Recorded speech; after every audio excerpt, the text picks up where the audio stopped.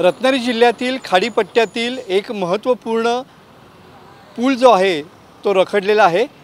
30 गावांसाठी हा पूल कशा पद्धतीने उपयुक्त ठरू शकतो याचाच आढावा आज आपण TV9च्या वेग एक्सप्रेसमधून घेणार आहोत। नमस्कार, मी मनोज लेले। रत्नागिरी जिल्ह्यातील 4 तालुक्यांना जोडणारा ब्रिज या ठिकाणी रखडलेला पाहायला मिळतो आहे। सागरी महामार्गावरचा हा ब्रिज आहे आणि जवळपास रत्नागिरी, गुहागर, चिपळूण आणि संगमेश्वर या 4 तालुक्यांना जोडणारा हा ब्रिज आहे। कर्जुवे आणि भातगाव या ठिकाणचा हा जो ब्रिज आहे तो निधी अभावी या ठिकाणी रखडलेला पाहायला मिळतो आहे।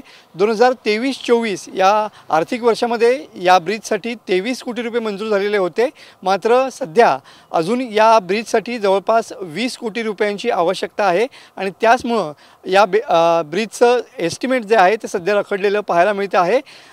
कर्जुवे ते भातगाव असा खाडीपट्ट्यातला हा महत्त्वपूर्ण ब्रिज आणि त्याच पद्धतीने सागरी महामार्गावरचा सुद्धा हा ब्रिज महत्त्वाचा आहे, कारण रत्नागिरी, गुहागर, संगमेश्वर आणि चिपळूण या तालुक्यातील जवळपास 30 जी गावं आहेत त्यांच्यासाठी हा ब्रिज जो आहे तो प्रमुख दळणवळणाचं साधन ठरू शकतो। मात्र निधी अभावी सध्या हा ब्रिज रखडलेला पाहायला मिळतो आहे।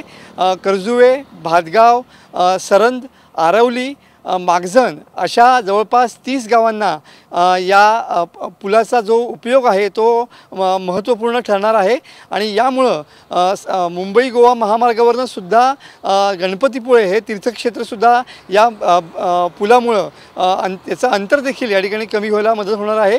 मात्र सध्या हा पूल रखडलेला आहे आणि त्यामुळं हा पूल लवकरात लवकर व्हावा अशी मागणी खाडीपट्ट्यातून होताना पाहायला मिळते आहे। कॅमेरामन समित गजनेसह मी मनोज लेले, TV9 मराठी, रत्नागिरी।